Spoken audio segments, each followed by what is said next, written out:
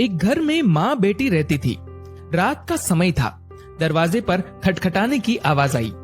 माँ और बेटी बहुत गरीब थे, छोटे से घर में रहते थे। बेटी ने दरवाजा खोला तो वहां पर कोई नहीं था। नीचे देखा तो चिट्ठी पड़ी हुई थी। बेटी ने चिट्ठी खोलकर पढ़ी तो हाथ कांपने लग गए और जोर से चिल्लाई, माँ इधर आओ। चिट्ठी में लिखा था, बेटी मैं तुम्हारे घर आऊंगा तुमसे और तुम्हारी माँ से मिलने, और नाम की जगह नीचे लिखा था भगवान। माँ ने कहा, ये शायद हमारी गली के किसी लड़के ने तुम्हें छेड़ने के लिए बहुत ही गंदी शरारत की है। लेकिन बेटी को माँ की बात पर यकीन ही नहीं हो रहा था।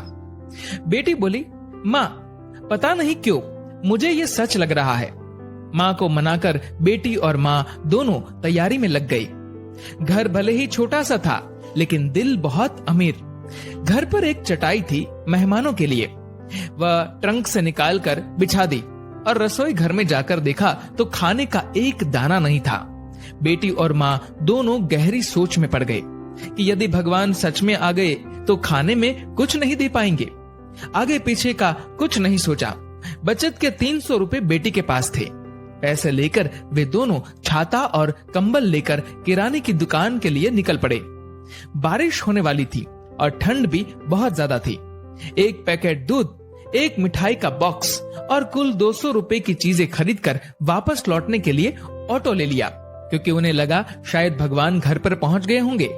घर से थोड़ी दूर पहुंची तो देखा कि जोर से बारिश शुरू हो गई और सड़क किनारे एक पति पत्नी खड़े थे। ऑटो पास से गुजरा तो लड़के ने देखा उनके हाथ में छोटा बच्चा रो रहा था। स्थिति कुछ ठीक नहीं लग रही थी। ऑटो घर के दरवाजे पर पहुंचा।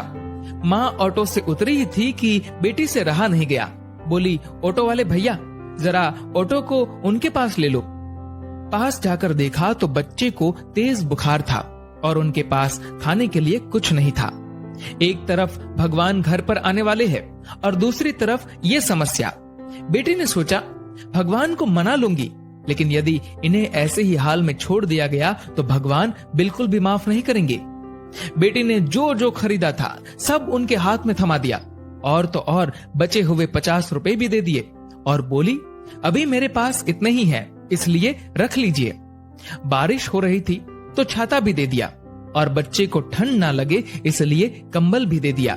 वहां से फटाफट घर पहुंची, ये सोचकर कि भगवान आ गए होंगे। लेकिन दरवाजे पर माँ खड़ी थी।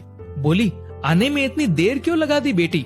और ये देख, एक और चिट्ठी आई है, पता नहीं किसकी है। बेटी ने पढ़ना शुरू किया। उसमें लिखा था, बेटी आज तुमसे मिलकर बहुत खुशी हुई। पहले से दुबली हो गई हो लेकिन आज भी उतनी ही सुंदर हो। मिठाई बहुत अच्छी थी और तुम्हारे दिए हुए कंबल से बहुत आराम मिला। छाता देने के लिए धन्यवाद। बेटी अगली बार मिलते ही लौटा दूंगा। बेटी के तो होश उड़ गए। निशब्द होकर पीछे मुड़कर सड़क किनारे देखा तो वहां कोई नहीं था। चिट्ठी में आगे लिखा था, इधर उधर मत ढूंढो मुझे, मैं तो कण कण में हूं। जहां पवित्र हो सोच, मैं हर उस मन में हूं। यदि दिखे कोई जरूरतमंद तो मैं उस हर जन में हूं। बेटी जोर से रो पड़ी और माँ को सब बताया। दोनों बहुत भावुक हो गए और पूरी रात सो नहीं पाए। दोस्तों, अब आप सभी से एक प्रश्न है, क्या ये बेटी सच में गरीब थी?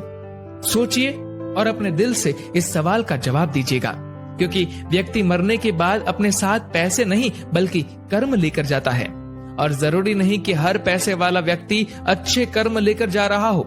इसीलिए कोशिश करें कि पैसों से अमीर हो या गरीब, लेकिन कर्मों से अमीर जरूर बने।